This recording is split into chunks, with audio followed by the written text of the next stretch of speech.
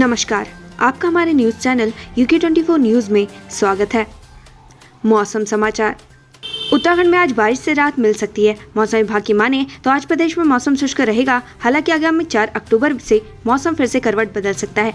ऐसे में फिर से भारी बारिश का दौर देखने को मिल सकता है। जाने आज देश और प्रदेश में क्या कुछ रहेगा खास। International day of non violence 2022। संयुक्त राष्ट्र महासभा ने 15 जून 2007 में अंतर्राष्ट्रीय अहिंसा दिवस को मनाने की घोषणा की थी। महात्मा गांधी की याद और सम्मान में अहिंसा दिवस को 2 अक्टूबर को मनाया जाता है। गांधी जयंती 2022। देश में हर साल की तरह इस बार भी राष्ट्रपिता महात्मा गांधी के जन्मदिन 2 अक्टूबर को गांधी जयंती के तौर पर मनाया जाएगा। लाल बहादुर शास्त्री जयंती। आज महात्मा गांधी की जयंती के अलावा भारत के दूसरे प्रधानमंत्री लाल बहादुर शास्त्री की जयंती भी मनाई जाएगी। जय जवान जय किसान का नारा दे दें पूर्व प्रधानमंत्री लाल बहादुर शास्त्री को उनके शानदार व्यक्तित्व, अनुशासित जीवन, कठोर नैतिकता, विचारों और निडरता के लिए आज भी याद किया जाता है। अंकिता हत्याकांड। आज तीनों आरोपियों से SIT पूछताछ करने वाली है। इसके साथ ही गिरफ्तार पटवारी वैभव प्रताप से भी पूछताछ की जाएगी। Justice for Ankita. पूरे उत्तराखंड में तमाम जन संगठनों, व्यापार संघों और कई विपक्षी दलों ने उत्तराखंड बंद का ऐलान किया है। यह बंद अंकिता भंडारी हत्याकांड और अल्मोड़ा के दलित जगदीश चंद्र की हत्या को लेकर किया जा रहा है, जिसमें युवाओं को मुख्य रूप से शामिल किया जाएगा। काला दिवस मनाएगी UKD। Ankita Bhandari murder case को लेकर उत्तराखंड क्रांति दल पूरे उत्तराखंड में काला दिवस मनाएगी। वहीं श्रीनगर में प्रगतिशील जनमंच के आह्वान पर बंद का निर्णय लिया गया। साथ ही राजधानी देहरादून में उत्तराखंड राज्य आंदोलनकारी मंच ने उत्तराखंड बंद का समर्थन किया। नवरात्रि का 7वां दिन। शारदीय नवरात्रि की 7वीं तिथि आज है। नवरात्रि में 7वें दिन महासप्तमी पड़ती है। इस दिन माँ दुर्गा की 7वीं स्वरूप माँ कालरात्रि की पूजा अर्चना की जाती है। धर्मशास्त्रों में कहा गया है कि माँ कालरात्रि ने असुरों का वध करने के लिए यह रूप ले लिया था। ऐसी मान्यता है कि माँ कालरात्रि की पूजा करने वाले भक्तों को भूत, प्रेत या बुरी शक्ति का डर नहीं सताता। अंकिता भंडारी को इंसाफ दिलाने की मांग को लेकर उत्तराखंड बंद। आज पुलिस ने लोगों से की अपील। कुछ राजनीतिक दलों और गैर राजनीतिक संगठनों ने अंकिता मर्डर केस की CBI जांच और दोषियों को फांसी की सजा की मांग को लेकर उत्तराखंड बंद का आह्वान किया है। ऐसे में इस बंद के मद्देनजर पुलिस प्रशासन ने भी अपनी कमर कस ली है। हरिद्वार। ज्वालापुर बना संदिग्धों की पनाहगाह। जांच एजेंसी टीम ने 4 लोगों को उठाया। केंद्र सहायक जांच एजेंसियों ने एक संयुक्त टीम ने हरिद्वार के ज्वालापुर से 4 संदिग्धों को उठाया और अपने साथ ले गई। बता दें कि केंद्रीय सुरक्षा एजेंसियां इन दिनों पॉपुलर फ्रंट ऑफ इंडिया से जुड़े लोगों की तलाश में जुटी है। इस बीच एक संयुक्त टीम ने 2 दिन से ज्वालापुर क्षेत्र में घूम रही थी। आज टीम ने 4 लोगों को उठाया और अपने साथ नोएडा ले गई। गांधी जयंती 2022। 2 बार मसूरी आए थे राष्ट्रपिता महात्मा गांधी, आजादी की रखी थी नींव। राष्ट्रपिता महात्मा गांधी का देश को आजाद कराने में अहम योगदान है। गांधी जी के मसूरी से कई यादें भी जुड़ी हुई हैं। गांधी जी मसूरी में देश के बड़े नेताओं के साथ बैठकर आजादी के लिए रणनीति बनाते थे। उन्होंने यहाँ पर एक जनसभा भी की थी, जिसमें उन्होंने लोगों को अहिंसा का पाठ पढ़ाते हुए देश का आजाद करने के लिए सभी से सहयोग मांगा था। हल्द्वानी। सुशीला तिवारी अस्पताल में जापानी बुखार से दूसरी मौत। स्वास्थ्य विभाग अलर्ट। हल्द्वानी के सुशीला तिवारी अस्पताल में भर्ती जापानी बुखार से पीड़ित एक और महिला की मौत हो गई। कुमाऊं में जापानी बुखार से अब तक 2 मरीजों की मौत हो चुकी है। हल्द्वानी में सरकारी राशन की कालाबाजारी। 15 क्विंटल चावल के साथ एक गिरफ्तार, दर्ज होगा मुकदमा। हल्द्वानी में गरीब जनता को दिए जाने वाले राशन की कालाबाजारी का खुलासा हुआ है। पुलिस ने एक पिकअप चालक को 15 क्विंटल सरकारी चावल के साथ दबोचा। साथ ही जिन ट्रक चालकों ने उसे चावल बेचा था, उनके खिलाफ भी मुकदमा दर्ज किया जा रहा है।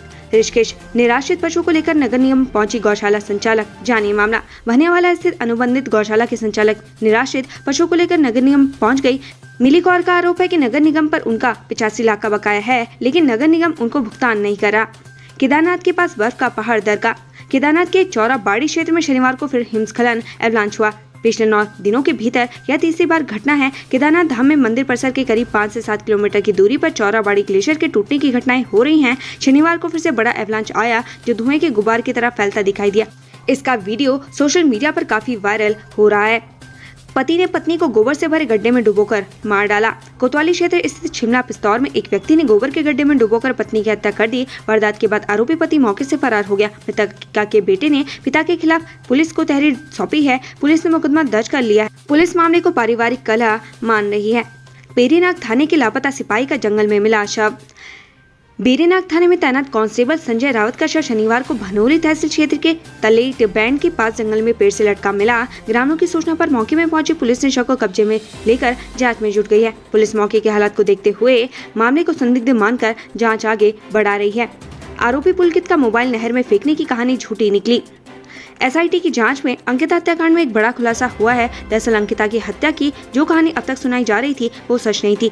जिस मोबाइल के झगड़े में अंकिता की हत्या की बात कही जा रही थी वो हुआ ही नहीं। आरोपी ने पुलिस को बताया था कि अंकिता ने झगड़े में पुलकित का मोबाइल नहर में फेंक दिया था, जिसके बाद पुलकित ने उससे धक्का दिया। लेकिन अब मोबाइल की कॉल डिटेल और लोकेशन के आधार पर पता चला कि मोबाइल घटना के वक्त वहां नहीं फेंका गया था, वो अगले दिन तक चलता रहा। सूत्रों ने बताया कि आरोपी से पूछताछ में सामने आया कि बाद में मोबाइल वहां फेंका गया। इस मामले में आरोपी की कहानी को काफी हद तक झूठा साबित कर दिया है। अब ये भी कहा जा रहा है कि हत्या के पीछे अचानक हुआ झगड़ा नहीं बल्कि सोची समझी साजिश ही थी। हत्या से पहले रिजॉर्ट में ही डराया था अंकिता को। पूछताछ में रिजॉर्ट में कर्मचारी ने बताया कि हत्या से एक दिन पहले यानी 17 सितंबर की रात आरोपी पुलकित ने अंकिता को डराने की कोशिश की थी, जिसके लिए उसे कई बातें भी कही गई थी। ये सारा वाकया इस चश्मदीद के सामने ही हुआ था, लेकिन अंकिता के इरादे भांपकर पुलकित ने उसे ठिकाने लगाने की योजना तभी बना ली थी, जिसके तहत ही वह अगले दिन अंकिता को मूड फ्रेश करने के बहाने रिजॉर्ट से बाहर ले गया। RTI छात्रों को दाखिले के लिए अंतिम मौका, एक किस्से। शिक्षा का अधिकार अधिनियम RTI के तहत निजी शिक्षण संस्थानों में प्रवेश से वंचित रह गए नैनीहालों के लिए शिक्षा विभाग की ओर से अंतिम अवसर मुहैया कराया जा रहा है। खंडीय शिक्षा अधिकारी ने बताया कि RTI के तहत वंचित रह गए नैनीहालों के लिए 21 से 31 अक्टूबर तक ऑनलाइन आवेदन का अवसर मुहैया कराया गया है।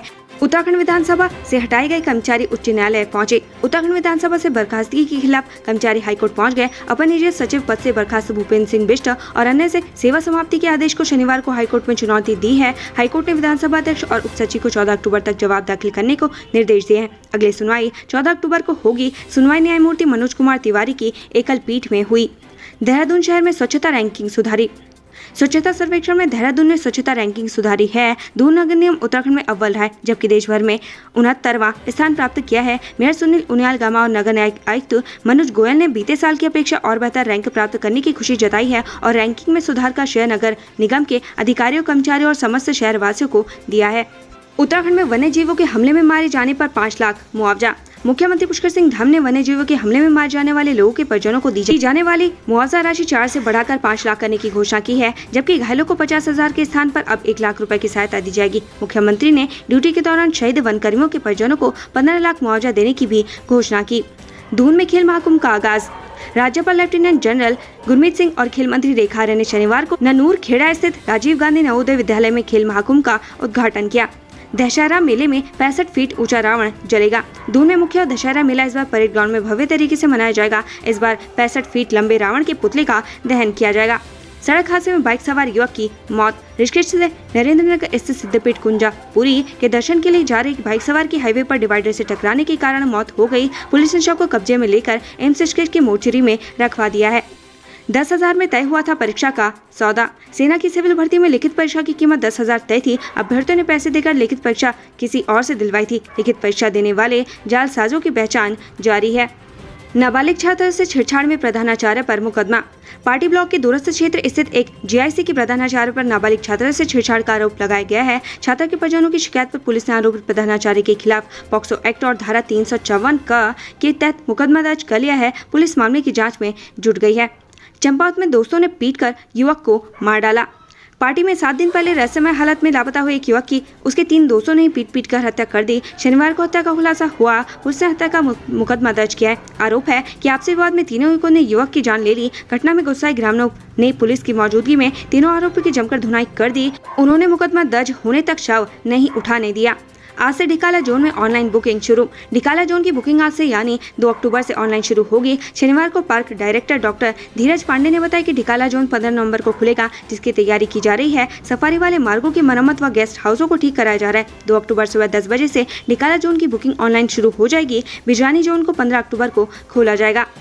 उत्तराखंड से संबंधित ऐसी ही खबरें पाने के लिए हमारे चैनल को लाइक व सब्सक्राइब जरूर करें। धन्यवाद।